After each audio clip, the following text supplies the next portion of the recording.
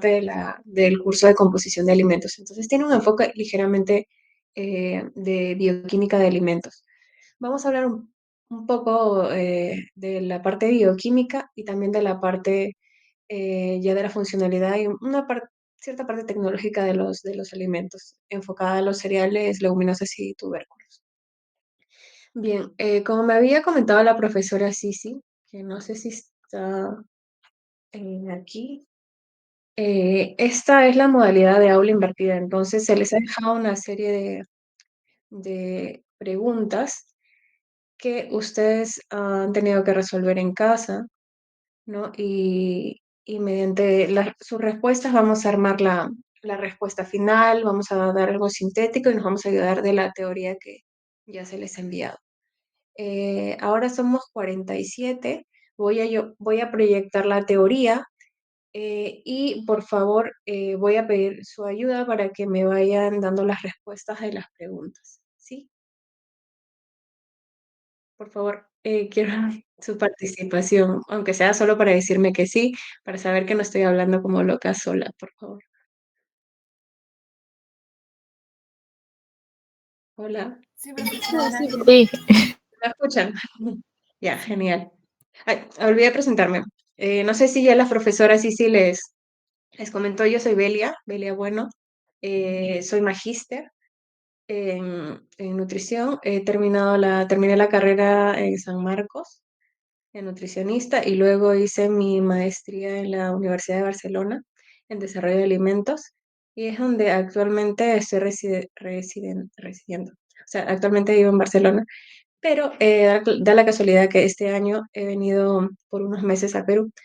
Así que yo los años anteriores, en la época de pandemia, pues hacía esta clase virtual. Entonces, por este año voy a poder hacerla presencial. Inclusive esta clase podía haber sido presencial, pero bueno, por temas de tiempo también ha sido mejor que sea de este modo. Ahora sí, comenzamos. Em, por favor, me dicen si pueden ver la pantalla.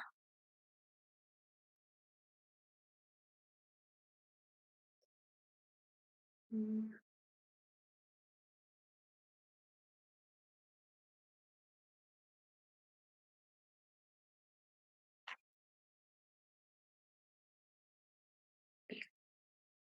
Por favor, alguien que me diga si se puede ver la pantalla. sí se puede ver.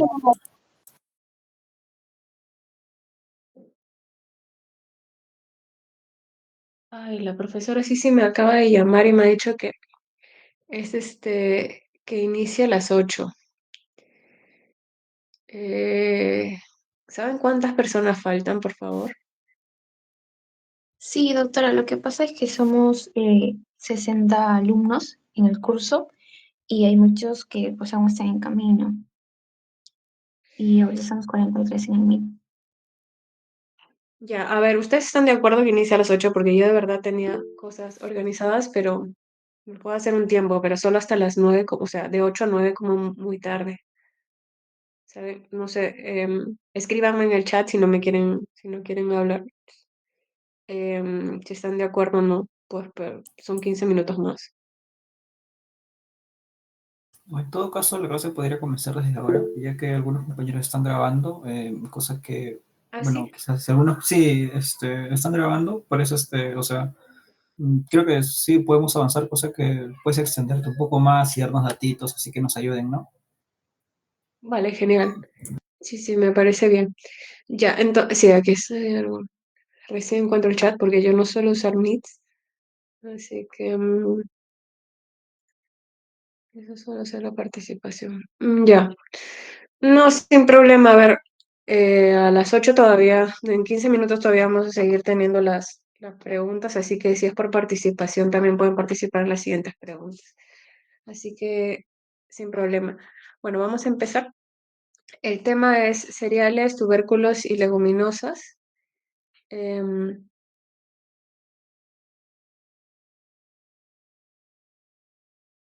ujú. Ustedes pueden ver que estoy moviendo la pantalla. Sí, Sí, ya, listo. El contenido, esencialmente de la teoría, vamos a hablar un poco de carbohidratos, azúcares, clasificación, caramelización, par de mentano enzimático, lo que viene a ser la reacción de Maillard, los cereales, las legumbres y los tubérculos, lo que es la composición, estructura y función, almacenamiento, un poco de clasificación de cada uno, vamos a detallar un poco uno que otro cereal, igual en las legumbres y en los tubérculos. En la práctica vamos a hablar sobre el tema de gelatinización y retrogradación del almidón y básicamente también vamos a hablar sobre la harina de trigo y el gluten específicamente y sus componentes y propiedades. Bien, vamos a comenzar con la primera pregunta, así que por favor les voy a pedir su apoyo. La primera pregunta es, ¿qué son los carbohidratos? Por favor, necesito a dos personas que me puedan ayudar de esto. ¿Qué son los carbohidratos y la clasificación de los carbohidratos?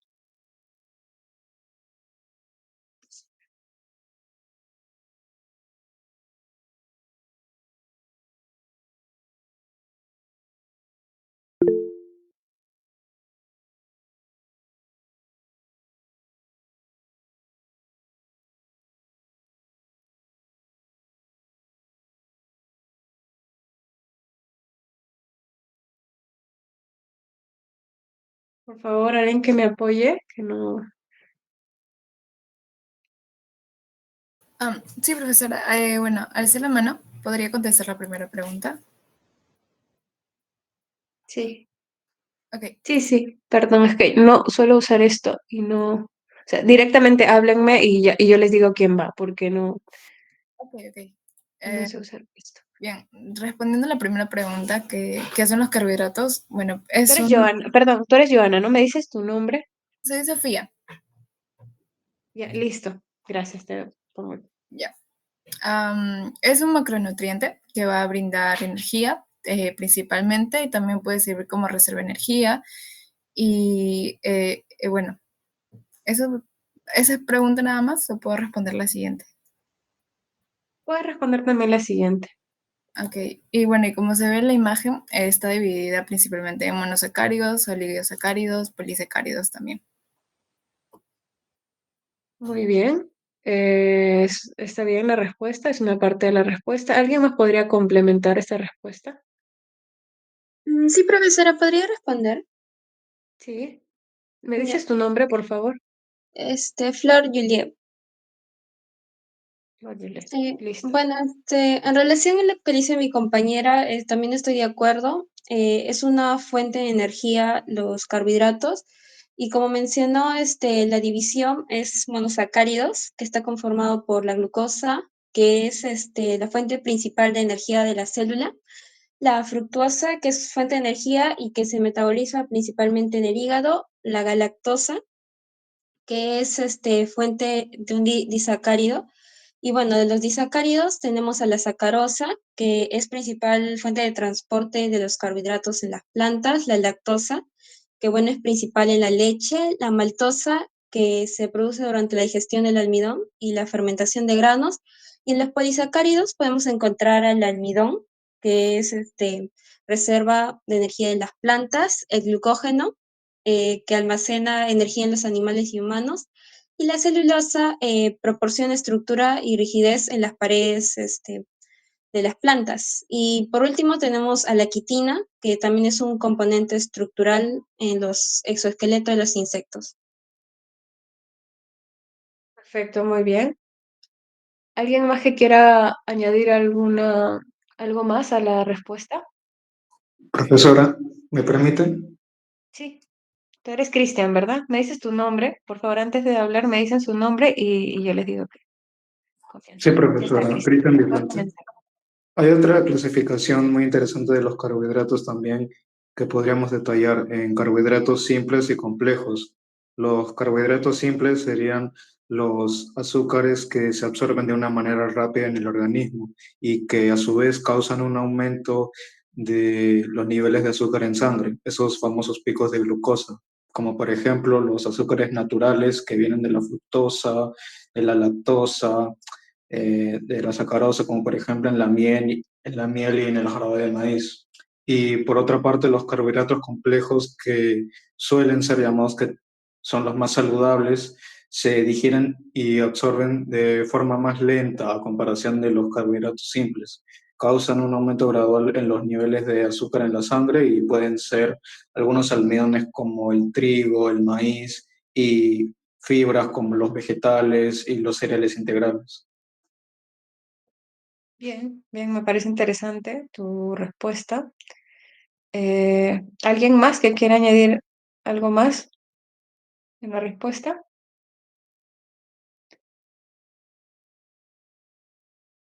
Bien, entonces me ha contestado Sofía, Flor y Cristian.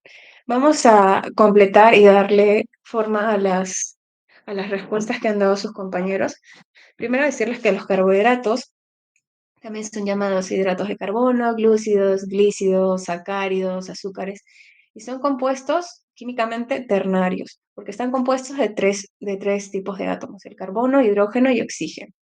Se encuentran en tejidos vegetales, como ya lo indicaron sus compañeros, y también en tejidos animales. En tejido animal lo tenemos como el glucógeno y en tejido vegetal, bueno, están sintetizados a partir de la fotosíntesis y podemos obtener varios tipos de carbohidratos. Las moléculas orgánicas que constituyen más de un 90% de la materia seca en los vegetales. Sí, los carbohidratos deberían constituir aproximadamente en nuestra dieta entre un 45 a un 65% del total de calorías diarias. Esto siguiendo una recomendación básica de la OMS o de la regulación europea. Pero esto puede variar según el tipo de dieta que requiera cada individuo, eso ustedes ya lo saben. Bien, químicamente pueden tener una estructura y dos tipos de grupos, un grupo aldehído o un grupo cetónico más radicales hidroxilo. Y esto lo convierte en estructuras de polihidroxialdehídos o polihidroxiacetonas. Bien, en cuanto a la clasificación, como muy bien lo han dicho, se pueden dividir en simples y complejos, pero también se pueden dividir en monosacáridos, oligosacáridos, que dentro de ellos están los disacáridos, y los polisacáridos. Los monosacáridos vendrían a ser los azúcares o los carbohidratos simples.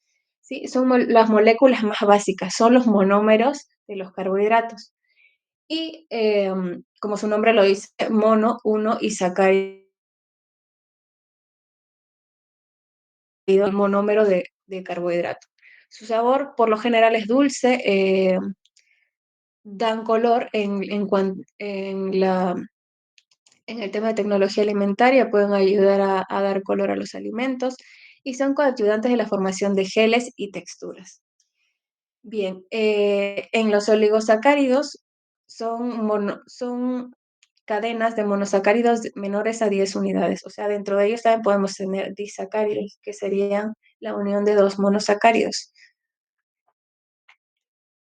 Bien, alguien mencionó, me parece que fue Sofía que mencionó la glucosa y la fructosa. Ustedes ya tienen esta teoría, ¿verdad? Solo quiero corroborar esto. Sí, sí, ya lo Sí, tenemos. ya lo tienen. Ya, listo. Entonces, en la teoría, que ahora también les estoy proyectando, pues pueden ver que ahí les he puesto también algunas partes más detalladas de la parte un poco química, con también la parte un poco más funcional de los carbohidratos. En esta parte les presento dos tipos de monosacáridos, la glucosa y la fructosa. Pero en esta diapositiva hay un error, por eso es que es importante que estén todos porque no pude borrar los errores, porque esta presentación está en PDF, y perdí la que tenía en PPT, así que no pude hacer el cambio. Así que les quiero enseñar esta diapositiva porque aquí hay un error, no debería ser frutosa, es fructosa. Y en la parte de abajo donde dice el nombre común o el nombre usual, dice de glucosa lebulosa y debería decir de fructosa lebulosa. Así que esto ténganlo en cuenta, por favor díganle a sus compañeros porque está errado en la diapositiva. Bien, para hablar rápidamente, la glucosa es una hexosa. ¿Qué significa? Que está compuesta por 6 carbonos. Y aldosa porque tiene un grupo aldehído en su composición. En la naturaleza lo podemos encontrar en frutas como la manzana, las uvas, en la miel, en las verduras y en algunas otras hortalizas. En forma de polímero, como lo mencionó Flor, me parece, está en forma de almidón, en forma de celulosa, en forma de glucógeno también. Y en el organismo, su función principal es dar energía, donador de energía. En la tecnología alimentaria sirve básicamente para la elaboración de bebidas, productos de panadería, pero también un sinfín de productos salados como para darle otro tipo de tonalidades y también para productos de pastelería. Obtención de la glucosa. Básicamente hoy en día se extrae del maíz y de algunas reacciones de hidrólisis enzimática. La fructosa es, a diferencia de la glucosa, que es una hexosa, la fructosa es una pentosa, quiere decir que tiene 5 carbonos.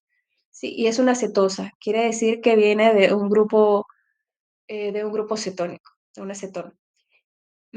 Este azúcar tiene más dulzor, esta fructosa tiene más dulzor que la glucosa y es mucho más soluble. Por eso en tecnología alimentaria también se usa por su gran poder edulcorante.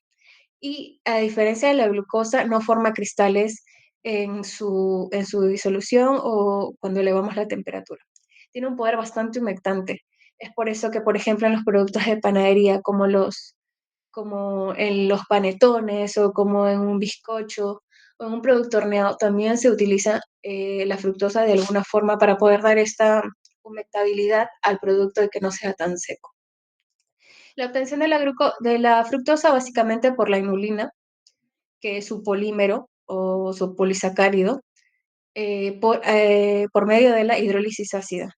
Se van cortando los enlaces glicosídicos a través de un ácido y se obtiene la fructosa. También mediante un proceso de separación de la glucosa por cromatografía dentro de una mezcla de glucosa fructosa o un azúcar invertido. Normalmente en el mercado, en el mercado me refiero al mercado o al supermercado, a donde vayan, pueden encontrar jarabes de glucosa, jarabe de algún tipo de jarabe de fructosa glucosa o algún tipo de miel, que es también llamado un azúcar invertido. Entonces es una mezcla de glucosa y fructosa. En esta mezcla de glucosa y fructosa también se puede hacer una separación por cromatografía, que es básicamente separar moléculas grandes de las más pequeñas, y de aquí se puede extraer la fructosa. El consumo elevado de fructosa puede traer trastornos intestinales como diarrea por la lenta absorción en el organismo, pero ese es un exceso. Todo siempre con los límites. Listo, la sacarosa es el disacárido más famoso que tenemos, es el azúcar de mesa, el que probablemente todos tengan, aunque sea un poco en casa. Es la unión de la glucosa con la fructosa. La unión es la de fructofuranosa en el carbono 2, del carbono 2 al carbono 1. Bueno, aquí básicamente, si ya tienen la teoría, es básicamente, aquí les doy los detalles más importantes de la sacarosa, y aquí les puse una curiosidad que es la sucralosa, que es un famoso edulcorante. ¿Alguien ha traído esto de que ha podido buscar un alimento industrializado que contenga, y quisiera comentarlo, que contenga sucralosa?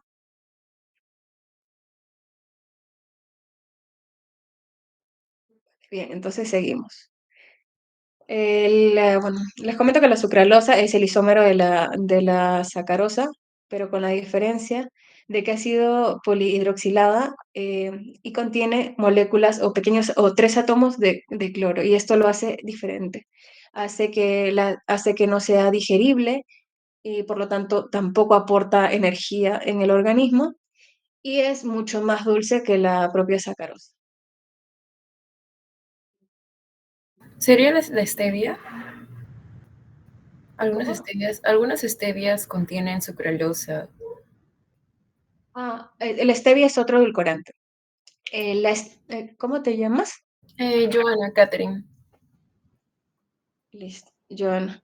No, la stevia es otro edulcorante y tiene otro proceso. La sucralosa es sintetizada, la sucralosa es sintética, no es natural. La stevia sí es natural. Pero sí que es cierto que probablemente lo que hayas visto es una mezcla de estos dos en el mercado, o sea, que hayas encontrado un edulcorante que tenga la combinación de los dos, porque la sucralosa, al ser un isómero de la sacarosa, tiene un sabor muy parecido del dulce, ¿sabes? O sea, no es como la stevia, que la stevia sí que si lo pruebas tiene un retrogusto y hace que el azúcar o el dulzor se quede por mucho tiempo en boca, a diferencia de la sucralosa. Lo que seguramente has visto es una mezcla de los dos. No es lo mismo, pero gracias por el aporte porque es lo que encontramos en el mercado. Bien, entonces vamos a seguir. Dentro de disacáridos también tenemos a la maltosa y a la lactosa. La lactosa, alguien mencionó lactosa, sí creo que Cristian o Flor. La lactosa es la unión de un disacárido, perdón, la lactosa es un disacárido, es la unión de dos monosacáridos, la glucosa y la galactosa, y la maltosa es la unión de dos glucosas, básicamente por enlace alfa 1,4. Y la maltosa básicamente es un azúcar diferente porque este es fermentable, es soluble y no es cristalizable.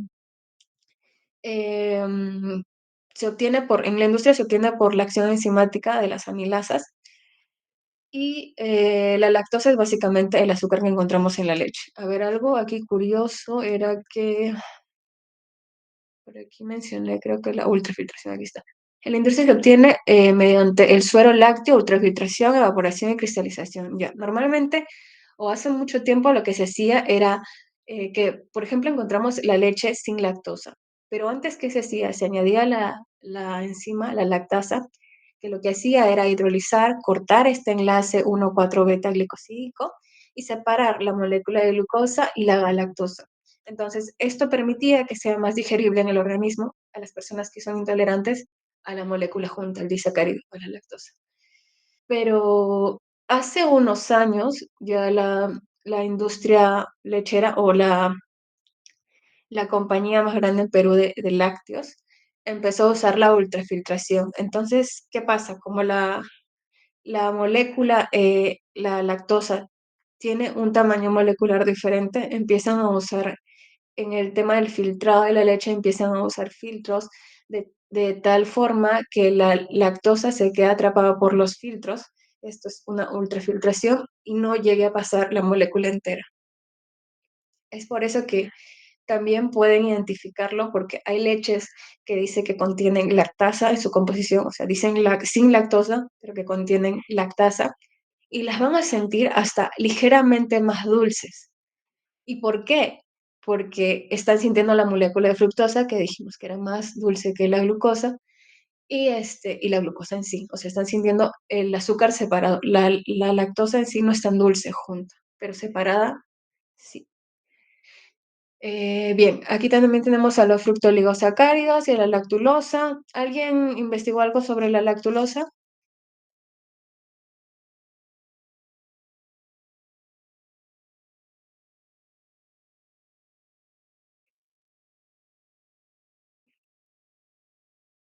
Bien, entonces seguimos. La lactulosa y los fructooligosacáridos son básicamente ambos, eh, son prebióticos y son alimentos de las bifidobacterias que habitan en nuestro intestino.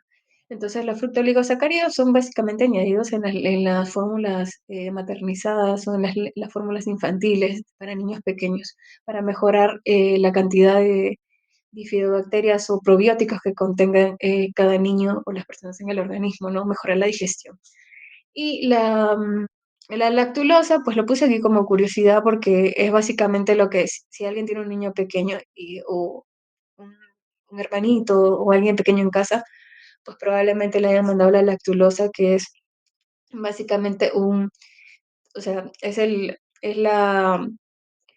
disacárido reducido que se encuentra dentro del tratamiento, después del tratamiento térmico de higienización de la leche, pero usualmente lo encontramos en jarabes que se lo dan a los niños cuando están estreñidos, porque este azúcar, como no se puede digerir del todo, pasa en el intestino y lo que hace es dar la motilidad al intestino, ser el alimento para los probióticos y mejorar el flujo intestinal, ¿no? Entonces, por eso mejora las condiciones de estreñimiento. Bien, bueno, las propiedades, esto dejo para que lo lean. Y vamos a pasar a la siguiente pregunta, que es,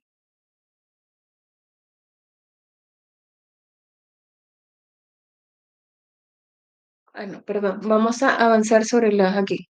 sobre los polisacáridos, que es la clasificación todavía. Polisacáridos.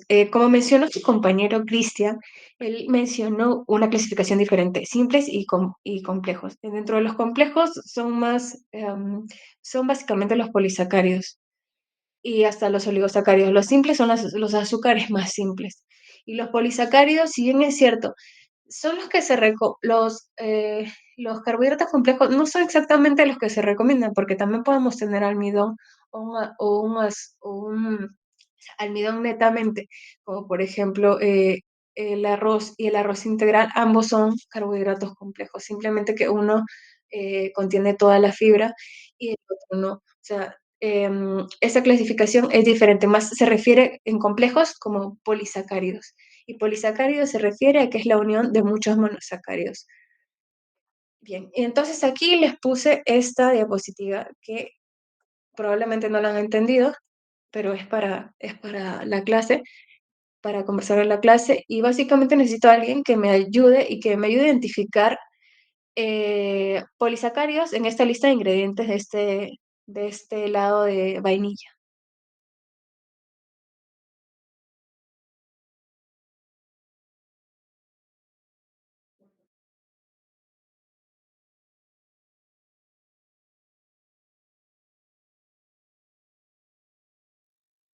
¿Alguien, por favor? ¿Gluten?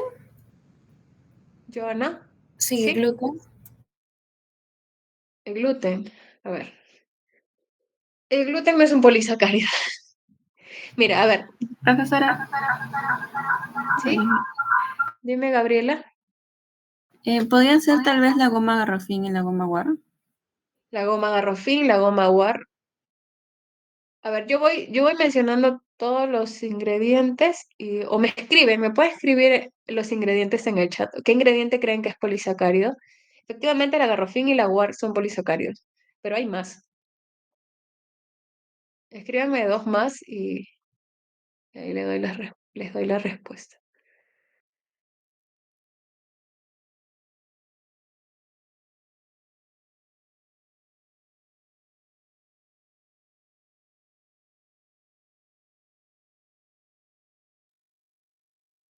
Ujú. Listo. Pues nadie me escribe nada. Ya, a ver. Vamos a ver, tenemos el agua, la leche descremada reconstituida, el agua no, la leche descremada, la leche desnatada, perdón, reconstituida en todo caso sería más una proteína. El jarabe de glucosa y fructosa, ahí esto ya lo hemos mencionado. ¿Recuerdan cuando hablamos de cómo se obtiene la fructosa? Entonces, si la fructosa se obtiene del jarabe de glucosa y de glucosa y fructosa, que es un carbohidrato, entonces el jarabe completo o el azúcar invertido es un polisacárido. Este es un polisacárido perdón, es un disacárido, pero es un carbohidrato. Entonces aquí hay otro carbohidrato. El azúcar también es otro carbohidrato. El suero lácteo, no, proteína. Grasa de coco es grasa. Emulgente, probablemente los emulgentes, aquí se refiere a monoglicéridos y monoglicéridos. Estos son grasas, básicamente. Gelificantes. Aquí, como gelificantes, sí podrían ser proteínas y podrían ser también carbohidratos. Pero dice gelificantes y pone 2 puntos. Indica goma garrofín. La goma garrofín, efectivamente, como su compañera Joana, no, como Gabriela, su profesora, compañera Gabriela lo dice. Gabriela lo mencionó, es un carbohidrato. Y la goma guar también. El aroma probablemente no, pero probablemente sea proteína. Colorante tampoco, carotenos no. Y bueno, ya no hay más. Pero sí, había más que era el jarabe de glucosa, el azúcar y las gomas. Y en la parte de abajo también tenemos otros carbohidratos polisacáridos, que son la goma xantana y los carragenatos.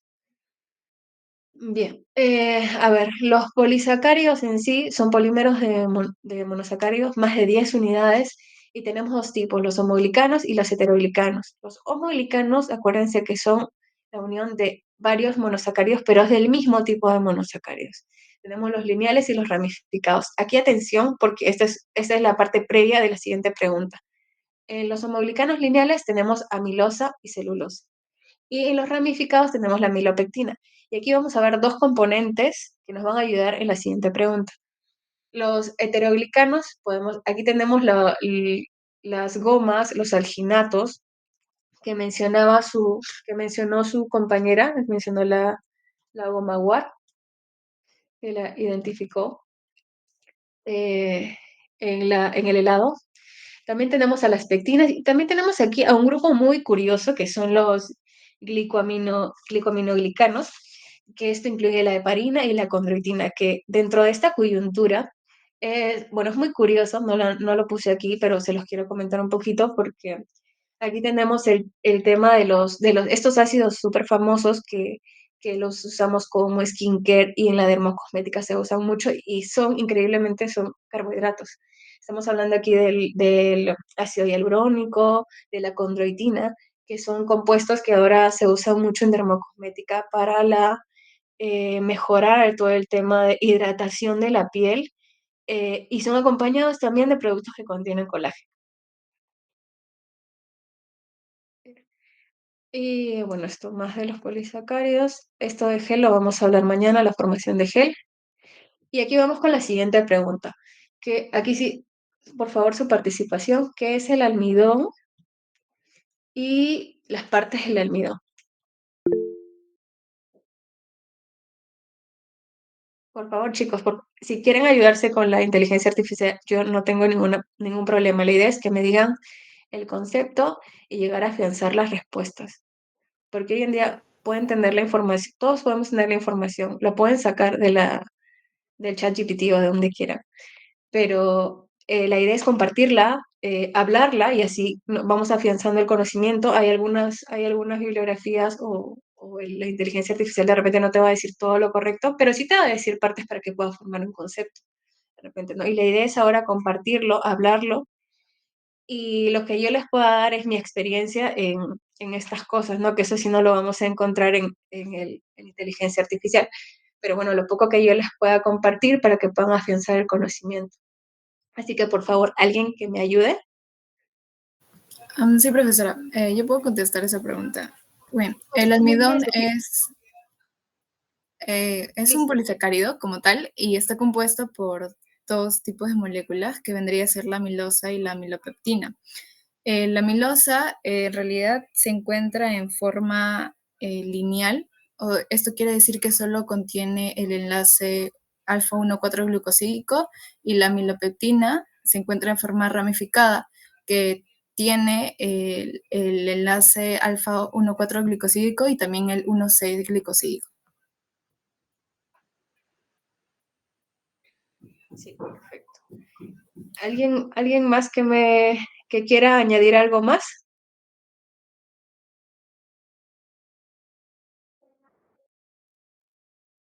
Bien, básicamente, como lo decía su compañera Sofía, el almidón es un polisacárido complejo. La función es el almacenamiento de energía en las plantas. Básicamente es un polisacárido vegetal. En relación a su composición, está compuesto por los dos componentes grandes que mencionó Sofía, amilosa y amilopectina. La amilosa es la unión, es un homoglicano, como lo hablamos en las diapositivas anteriores, o sea, es la unión de varios monómeros de glucosa o monosacáridos de glucosa, y mediante el enlace que mencionó su compañera, alfa 1,4. Y la diferencia de la amilosa con la amilopectina es que la amilosa contiene la conformación es de una sola hélice, como ya lo dijo, es lineal, eh, y la amilopectina la diferencia con la amilosa es que es ramificada y también ramificada con enlaces alfa 1,6 y en la parte lineal está unido por los enlaces alfa 1,4 y la diferencia es que este tiene mayor peso molecular que la amilosa. O sea, la amilopectina tiene mayor peso molecular y tiene una conformación de doble hélice. ¿Y qué va a hacer que tenga mayor peso molecular? El hecho que tenga mayor peso molecular va a hacer que sea más insoluble. Y la diferencia básica entre la amilopectina y la amilosa es que la amilopectina va a, que por el calentamiento del agua va a formar suspensiones a una elevada viscosidad y va a ser más espesante. Sin embargo, la amilosa va a hacer que se terminen de formar los geles. El gel de amilosa tiende lo que sí el gel de amilosa tiende a retrogradar. Retrogradación es un término que, bueno, lo vamos a ver mañana, que también está dentro de las diapositivas, lo pueden revisar en las diapositivas anteriores en la formación de gel, que es la transición del estado soluble a un estado disperso o estado disperso a otro insoluble o cristalino. Quiere decir que después de haber formado el gel va a liberar el agua poco a poco. Listo. Esto en cuanto a la segunda pregunta. La tercera pregunta. eh, la tercera pregunta. La clasificación de almidones en alimentos. ¿Alguien me ayuda con esto? Vamos a poner la diapositiva.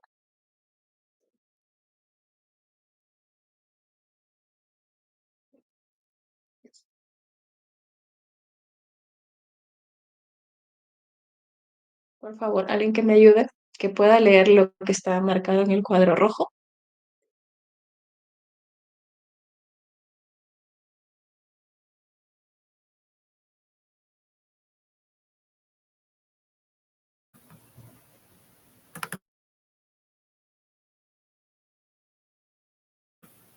Yo lo puedo leer, profesora. Sí, listo. Ya. Ayúdame con eso, ¿sí? En tipos de almidón podemos ver el almidón nativo, almidones modificados y almidones pregelatinizados. Listo. Sí, básicamente el almidón nativo es el almidón que básicamente sacamos de los cereales o de los cereales o tubérculos, ¿no? Almidón nativo es que la extracción es directa, ¿sí? Que no ha recibido ningún tratamiento. Sin embargo, dentro de almidones nativos podemos encontrar la diferencia en los orígenes y en el tipo de producto de los que los estamos extrayendo. Por ejemplo, no es igual el almidón del trigo que el almidón de la patata o de la papa, que mañana lo vamos a ver. No, y igual, tampoco es igual el almidón de tapioca. En el tema de gelatinización, tienen diferentes temperaturas de gelatinización, así que esto es lo que hace que varíen mucho. Además, también en el tema de retrogradación y en el tema del color del gel, hay algunos que forman unos geles transparentes y otros que forman geles blanquecinos opacos. Mañana en la práctica vamos a ver la formación de estos geles con dos almidones, el almidón creo que de trigo y la fécula de patata, de papa. Bien, básicamente estos almidones nativos son utilizados como espesantes, estabilizantes y emulsionantes. Las utilidades es absorber el agua para formar pastas viscosas, espesantes, ¿no? Por ejemplo, cuando estamos haciendo algún producto y queremos espesar una salsa, podemos utilizar un almidón previamente diluido. Lo que sí es que estos almidones son insolubles en agua fría. Lo normal es que sean insolubles en agua fría, pero a medida que se van calentando, van adquiriendo ese poder gelificante o van aumentando la viscosidad. Otras utilidades es que son ligantes, humectantes y estabilizantes, ¿no? El almidón de papas, sí, para snacks, sopas y postres en polvo. El almidón de arroz forma geles opacos para la alimentación infantil. Em, Aquí una curiosidad y un poco parte de mi experiencia. No sé si tengan el acceso, bueno, cuando puedan, pueden buscar los cereales los Nestum de Nestlé. Cuando trabajaba en Nestlé, trabajábamos mucho con el almidón de arroz invertido y pregelatinizado. Esto lo vamos a ver aquí. Vemos almidones nativos, almidones modificados y almidones pregelatinizados. Los pregelatinizados, por qué lo usan estas papillas? Si nosotros necesitamos calor para formar un gel o para dar esa viscosidad. Porque a diferencia de los almidones nativos, los almidones pregelatinizados, como su nombre lo dice, han sido previamente gelatinizados. Entonces, ¿qué hacen con estos almidones? Entonces, este almidón lo que se hace es hacer una previa gelatinización y luego pasarlos por unos rodillos donde se va secando. ¿Y qué va a pasar? A diferencia de los almidones nativos, estos sí que al hidratarse con agua fría ya forman geles o dan esa viscosidad. Y bueno, si tienen tiempo, pueden fijarse en las preparaciones en estas papillas para bebés, que se utilizan mucho los almidones pregelatinizados. Eh, bien, almidones modificados. Los almidones modificados pueden ser de dos tipos. Pueden ser modificados químicamente o modificados em, físicamente. Los de químicamente, pues se usan diferentes tipos, pueden ser los oxidados, eterificados, esferificados. Aquí les comento algo de mi experiencia. Yo actualmente trabajo en una empresa de proteínas, pero básicamente mi labor es elaborar preparaciones con las proteínas que yo tengo en el trabajo, o sea, que vendemos. Entonces, una vez, hace ya un año, sí, me tocó trabajar un tema de hacer un pudding instantáneo.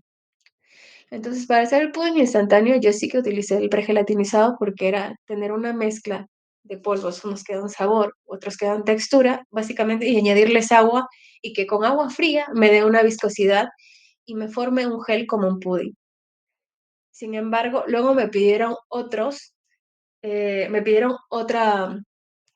preparación que era que tenía que estar esterilizada.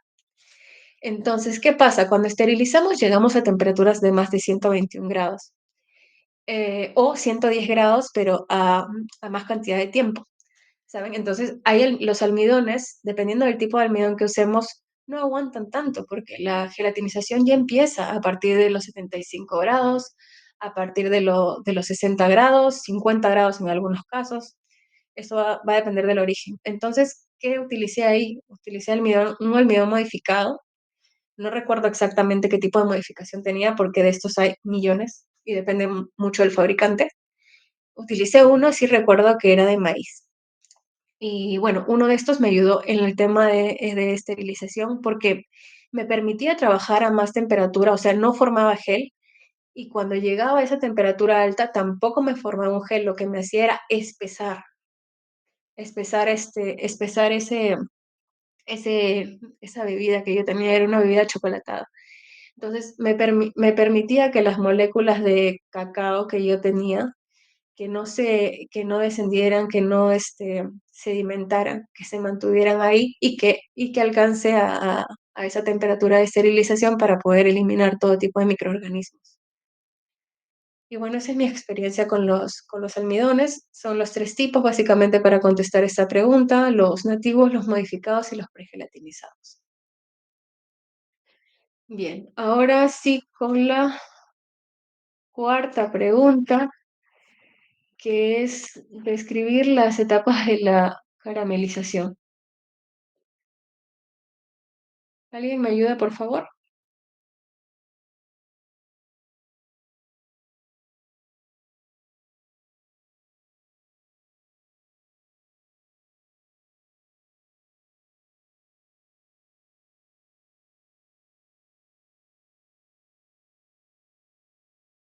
Por favor, chicos, yo sé que ya tienen hambre, quieren cenar, y yo también, pero, a ver, alguien que lea aunque sea la diapositiva.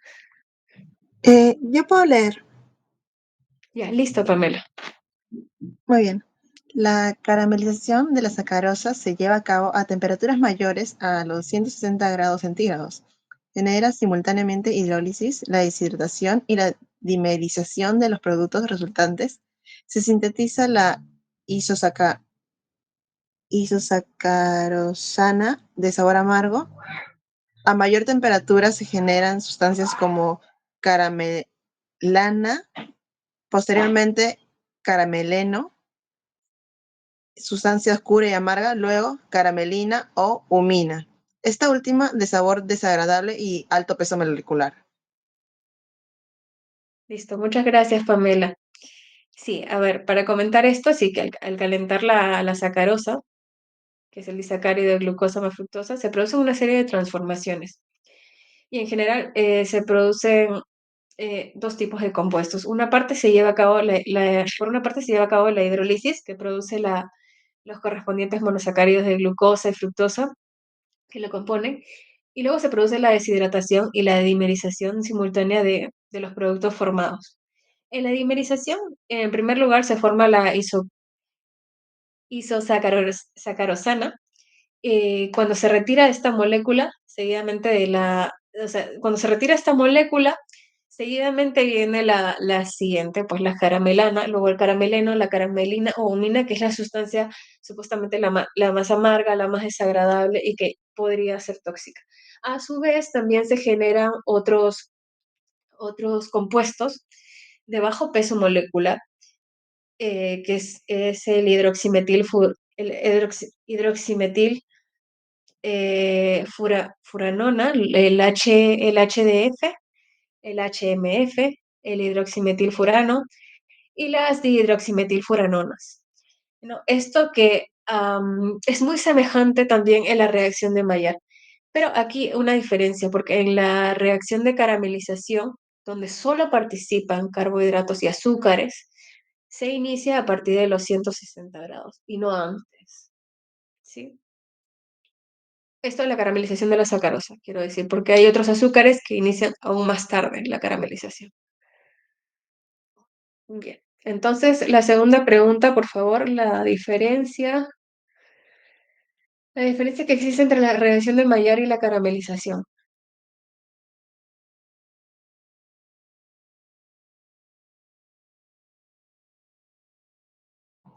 Bueno, yo podría decir que el proceso de caramelización y el de Maillard son parecidos porque se tiene esa tonalidad dorada, pero en la de caramelización solo se usan, bueno, solo se lleva a cabo con azúcares y la de Maillard tiene Maillard. una reacción con azúcares y también con su contenido proteico.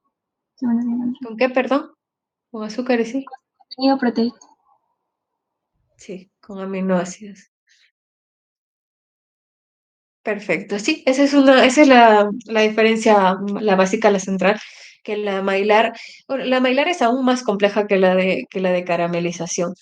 Pero sí, efectivamente la diferencia es que en la Maillard también interviene un grupo amino libre, ¿no? Además de los azúcares reductores que tengamos.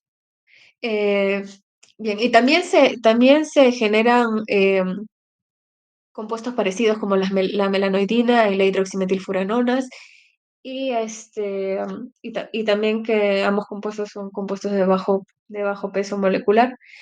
Pero la diferencia también es que la reacción de Maillard no necesariamente inicia a los 160 grados como la de caramelización. Puede iniciar a temperaturas más bajas.